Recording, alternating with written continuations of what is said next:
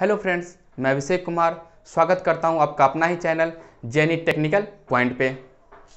यदि आप मेरे चैनल पे नए हैं तो सबसे पहले चैनल को सब्सक्राइब करें, लाइक करें और बेल आइकन को दबाना ना भूलें, जिससे भविष्य में होने वाली नोटिफिकेशन सबसे पहले आपके पास पहुंचे। दोस्तों, तो आज का टॉपिक है दोस्तों आपका बर्नौली थ्योरम या बर्नौली का प्रमेय।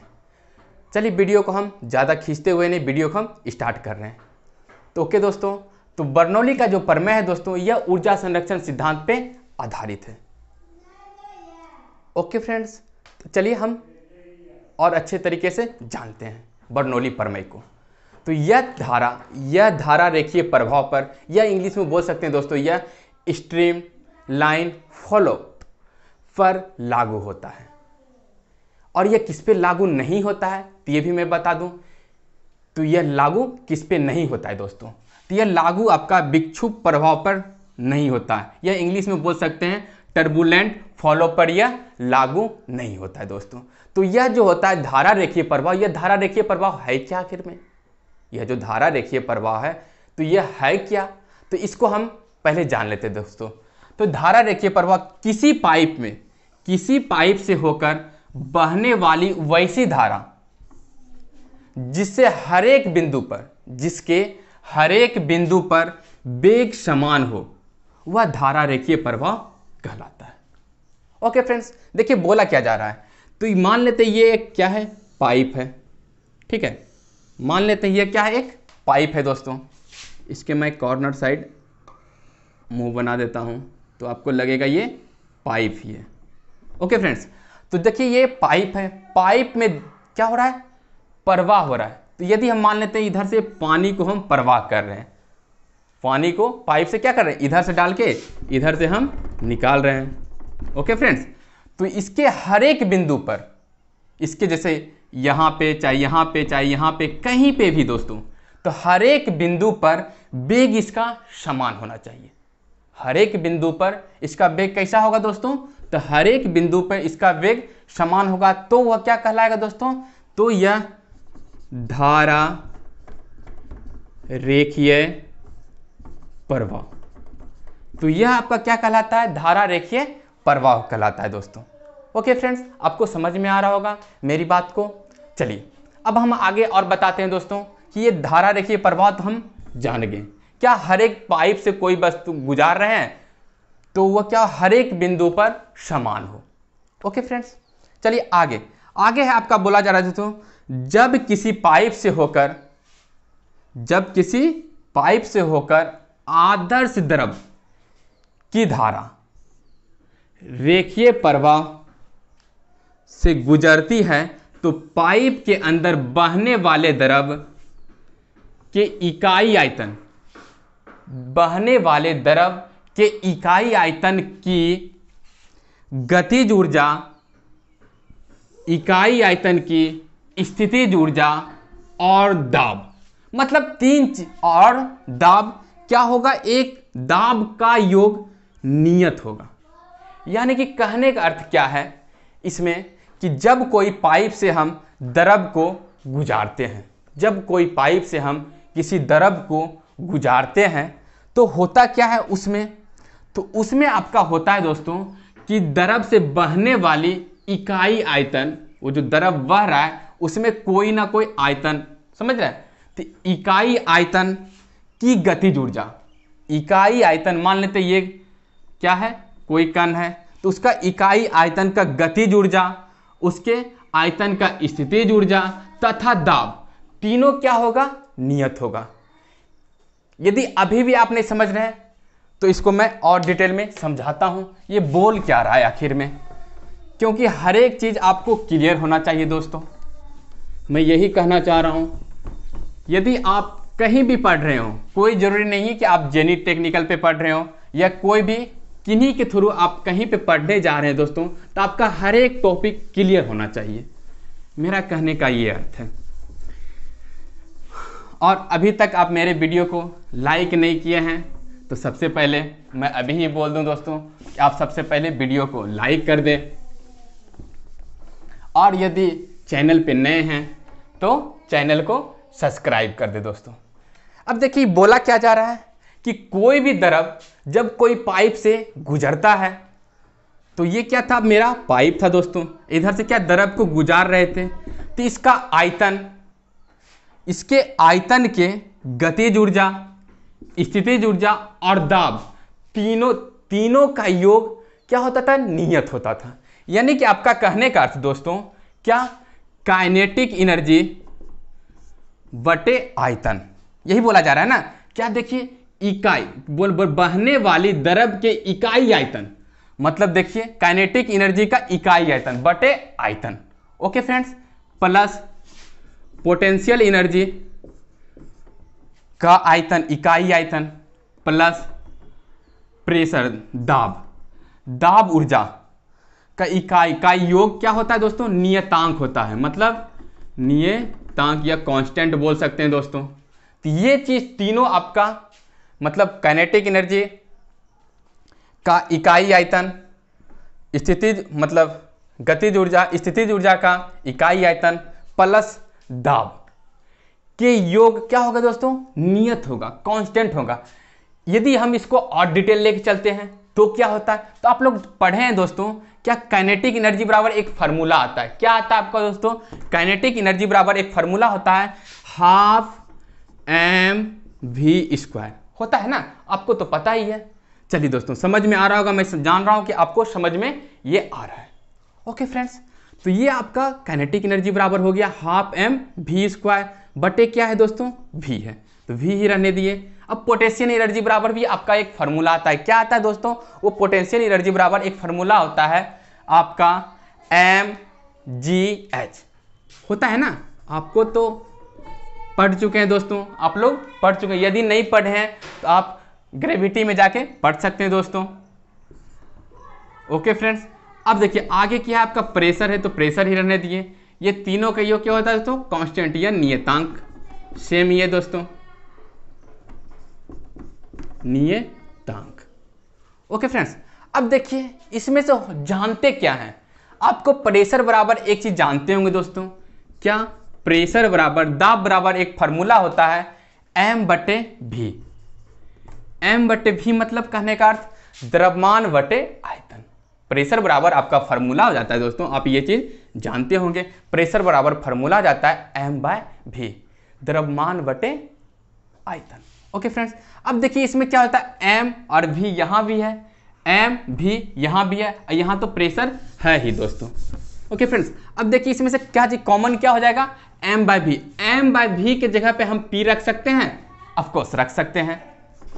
क्या तो हो क्या जाएगा दोस्तों मेरा,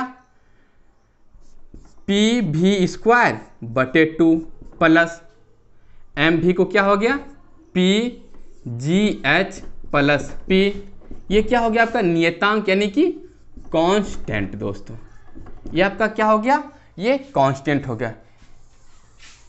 ये आपका बर्नौली का थ्योरम है। ओके फ्रेंड्स, ये आपका क्या है, ये आपका प्रमेय आपका यही है।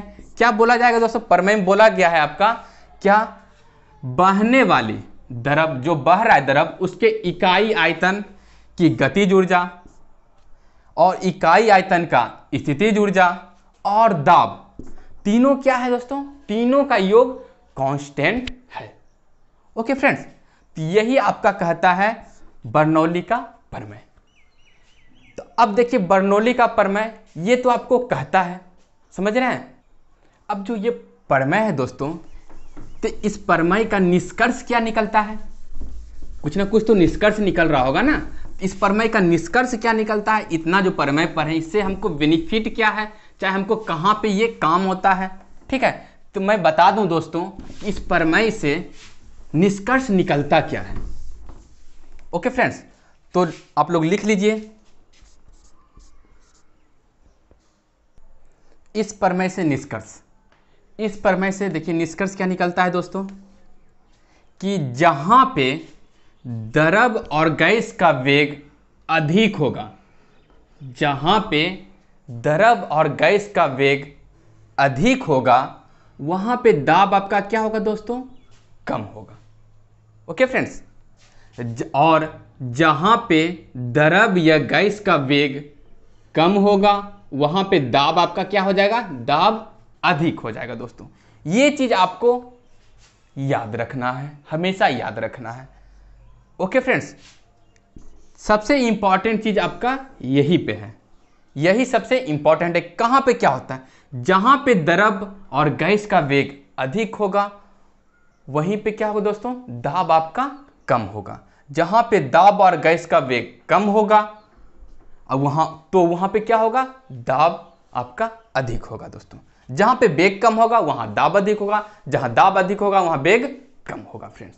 ओके फ्रेंड्स, इस चीज को अभी भी नहीं समझे हैं तो एग्जाम्पल अभी दे रहे दोस्तों, घबराने वाली कोई बात नहीं है, अभी आप एग्जाम्पल से सेटिस्फाई हो जाएंगे दोस्तों। तो आप इसे उतार लीजिए या शॉर्ट स्क्रीन ले सकते हैं दोस्तों, मैं इसे क्लीन कर दे रहा हूं।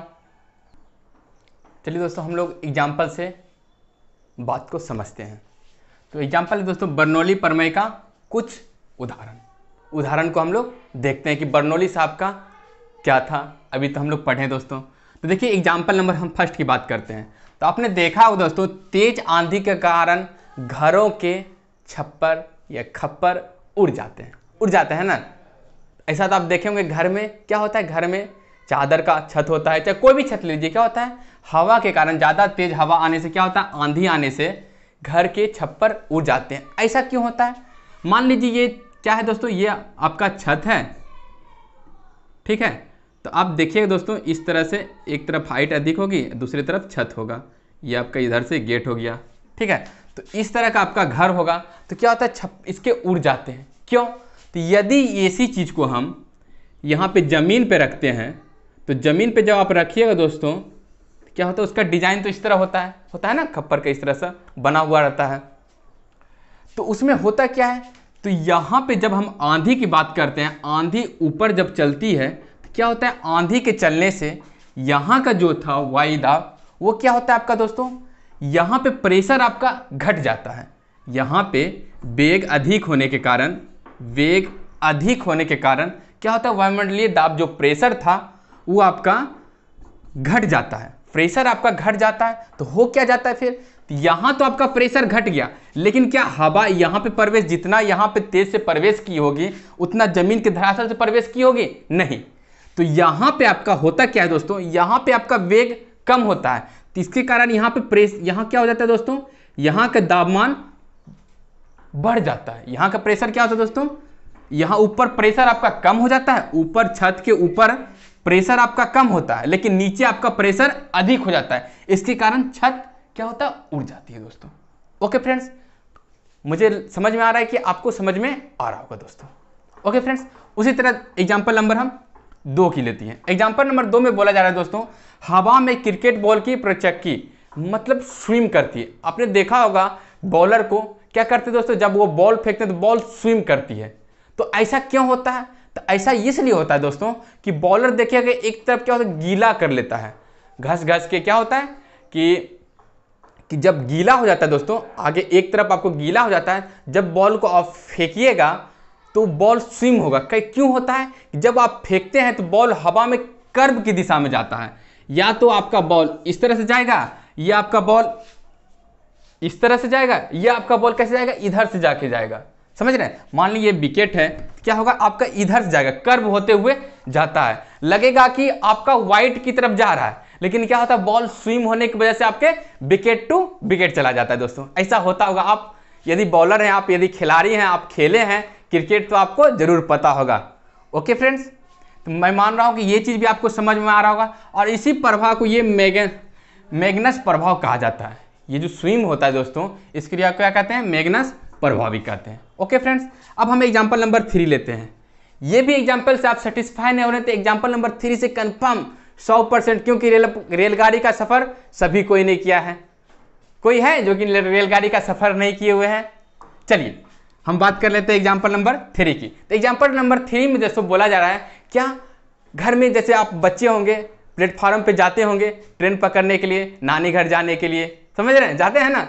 तो उस टाइम आपको होता है कि नानी घर, दीदी घर, किसी के यहाँ, कोई भी फ्रेंड के यहाँ, मतलब कोई शादी में जा रहे हैं, तो इस वजह से जब क्या ट्रेन का सफ़र करना पड़ रहा होगा। जब आप बचपन होंगे तो आपके पापा कहते होंगे, चाहे मम्मी कहते होंगे कि ट्रेन क्या हो रहा है, स्पीड से आ रहा है, तो प्लेटफॉर्म की तरफ नहीं जाना चाहिए। समझे, जहाँ पे ट्रेन आ रही है जिस प्लेटफॉर्म पे, यदि वो प्लेटफॉर्म पे नहीं रुकेगी तो उसकी तरफ जाना नहीं चाहिए। ऐसा क्यों मना क्यों करते हैं, आखिर मना ही क्यों करते हैं? तो उनको भी पता नहीं है हम मना क्यों कर रहे हैं, लेकिन बोलते हैं कि वो क्या करता है, अपनी तरफ खींच लेगी। ऐसा सुने ना, क्या बोलता है, वो अपनी तरफ हमको खींच लेगी, ट्रेन खींच लेगी। ऐसा क्यों खींचता है तो पता नहीं है क्यों, लेकिन आपको पता होगा आज से आपको पता चल जाएगा ऐसा क्यों। ऐसा बर्नौली साहब ने कहा है कि यही रूल है। रूल क्या है दोस्तों, कि जब आप प्लेटफॉर्म पे, रेलवे प्लेटफॉर्म पे खड़ा होते हैं तो आपको सलाह दी जाती है दोस्तों कि प्लेटफॉर्म पे अति उच्च मतलब हाई स्पीड से यदि कोई ट्रेन गुजर रही है तो आपको बोला जा रहा है कि वहां पे आप खड़ी ना हो, वो रेलगाड़ी के नज़दीक उस प्लेटफॉर्म पे खड़े ना हो दोस्तों। तो क्यों नहीं खड़ा होने के लिए कह रहा है, तो वहां से जैसे ही ट्रेन गुजरेगी तो वहां के क्या होगा दोस्तों, वहां पे जैसे ये मान लीजिए कि ये प्लेटफॉर्म है, ओके फ्रेंड्स, ये पटरी हो गया, इधर से आपका प्लेटफॉर्म हो गया, इस पे नन्हे मुन्ने कलाकार यानी कि हम आप सब बैठे हुए हैं, रेल यात्री। ओके फ्रेंड्स, तो आपको देखिएगा एक रेड लाइन का लाइन रहता है ना, बोला जाता है उससे आगे नहीं जाना है। तो इसलिए दोस्तों बोला जाता है कि यदि आप वहां से उच्च वेग का कोई हाई स्पीड से ट्रेन कोई गुजरेगी तो क्या होता है दोस्तों, वहां का वेग क्या होता है, वहां पे जो क्या होगा, वहीं पे यही रूल होगा, ये जो नियम लिखा है क्या होगा वहां पे, तो क्या होगा दोस्तों, वहां का वेग बढ़ जाएगा, वहां पे वेग बढ़ जाएगा और वहां पे दाब जो होगा वो घट जाएगा। समझ रहे हैं, जैसे हम यहाँ पे खड़े हैं दोस्तों प्लेटफॉर्म पे, क्या होगा, हमारे यहाँ पे आसपास के एरिया में क्या होगा दोस्तों, दाब घट जाएगा और वेग वहां बढ़ जाएगा। वेग जब बढ़ेगा तो क्या होगा दोस्तों, हमारे नीचे जो हमारे क्या होगा, कर्व स्विम वाला सिस्टम हो जाएगा कि हमको स्विम कर लेगा अपनी ओर, जैसे विकेट टू विकेट की तरफ जाता है ना बॉल स्विम होके, उसी तरह क्या करता है कि ट्रेन हमको अपनी ओर स्विम कर लेता है, खींचना चाहता है, हमको लगता है कि ट्रेन में अपने ओर हमको खींच रहा है दोस्तों। इसलिए सलाह दी जाती है कि जब आपको हाई स्पीड से ट्रेन कोई गुजर रही है तो उसके निकट नहीं जाना चाहिए। ओके फ्रेंड्स, मैं मान रहा हूं आपको समझ में आ रहा है दोस्तों। ओके फ्रेंड्स, अब इसका अभी भी नहीं समझ रहे हैं कि ये बर्नौली साहब का थ्योरम, ये सब जितना भी बता रहे दोस्तों, ये सब के बर्नौली साहब का थ्योरम है। अब एक बात और कि आप जो स्प्रे तो आप यूज करते ही हैं, अरे वो पॉकेट स्प्रे चाहे कोई भी स्प्रे, समझ रहे हैं। तो स्प्रे में होता क्या दोस्तों, स्प्रे मशीन भी इसी कार्य पे, इसी सिद्धांत पे आधारित है। स्प्रे मशीन, चाहे स्प्रे मशीन में कोई भी चीज, चाहे वो क्या कर रहे हैं, आम के गाछ को क्यों नहीं हम स्प्रे कर रहे हैं, चाहे बालों को स्प्रे क्यों ना कर रहे हैं, बॉडी को स्प्रे क्यों ना कर रहे हैं, मतलब कहीं भी जो भी वहां पे क्या होता है दोस्तों, स्प्रे की बात करते हैं तो वह जो मशीन होता है वह बर्नौली साहब के थ्योरम पे ही कार्य करता है दोस्तों। ओके फ्रेंड्स, इसे हम क्लीन कर दे रहे हैं, आप लोग इसे नोट कर लीजिए या शॉर्ट स्क्रीन लेके रख सकते हैं दोस्तों। खनिज यानी कि ऑटोमाइजर दोस्तों, खनिज या ऑटोमाइजर बर्नौली के सिद्धांत पे आधारित है। अब ये खनिज है क्या, ये खनिज है क्या, चाहे ऑटोमाइजर क्या है, आप जानते हैं तो अच्छी बात है, नहीं जानते हैं तो अभी जान लेते हैं दोस्तों। देखिए खनिज का एक उदाहरण क्या है कि यह द्रव की बूंदे को, यह क्या करता है दोस्तों, द्रव को बूंद के रूप में परिवर्तित करता है, यह द्रव को बूंद के रूप में परिवर्तन करता है, बूंद या फुहारा। देखते होंगे दोस्तों कि आप सैलून में जाते हैं तो देखते हैं फुहारा मारता है ना, तो वही दोस्तों यह क्या करता है, द्रव को बूंद के रूप में या फुहारा के रूप में परिवर्तित कर देता है दोस्तों। दूसरा और एग्जाम्पल, इसी का एग्जाम्पल है दोस्तों खनिज का ही एक उदाहरण और है दोस्तों, क्या, पेंट गन। आपने देखा होगा कहीं पे गाड़ी उड़ी को कभी पेंट करते हुए देखे होंगे, चाहे दीवार को कभी पेंट करता है दोस्तों, तो देखे होंगे क्या होता है, स्प्रे एक आता है पेंट वाला स्प्रे आता है, नहीं तो गाड़ी के यदि बहुत मतलब ज़्यादा मास प्रोडक्शन के लिए यूज करते हैं तो गन आता है दोस्तों, पेंट गन आता है। तो उससे क्या है, वो भी जो कार्य करता है दोस्तों, वो भी आपका बर्नौली सिद्धांत पे ही कार्य करता है दोस्तों।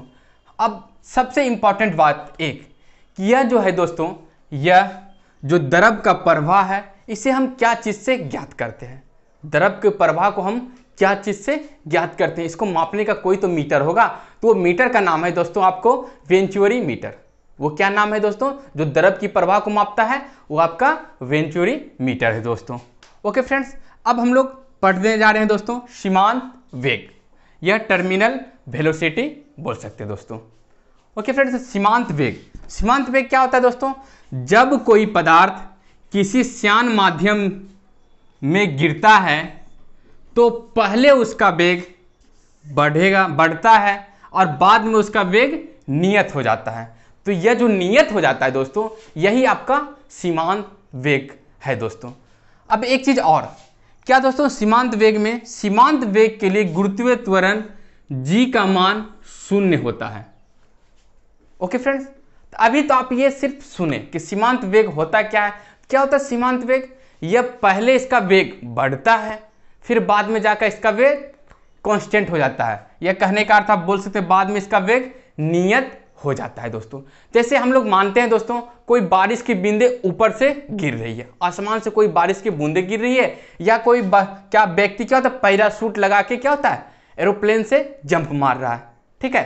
तो उस टाइम क्या होता है, पहले जो कोई व्यक्ति गिरता है तो देखिएगा वो उसका स्पीड बहुत ज़्यादा रहेगा, उसका स्पीड जो रहेगा बहुत ज़्यादा रहता है। उसके बाद जब वो क्या करता है दोस्तों, जब वो कुछ दूर आ जाता है उसके बाद देखिएगा उसका स्पीड क्या होता है कांस्टेंट हो जाता है। वो जो नियत होता है दोस्तों, उसी को हम लोग सीमांत वेग कहते हैं। ओके फ्रेंड्स, तो इस तरह आपको समझ में आ गया होगा बर्नौली का प्रमेय किस काम पे, किस चीज़ पे, किस आधार पे कार्य करता है। ओके फ्रेंड्स, आपको ये वीडियो पसंद आ रहा है तो लाइक कर दीजिए।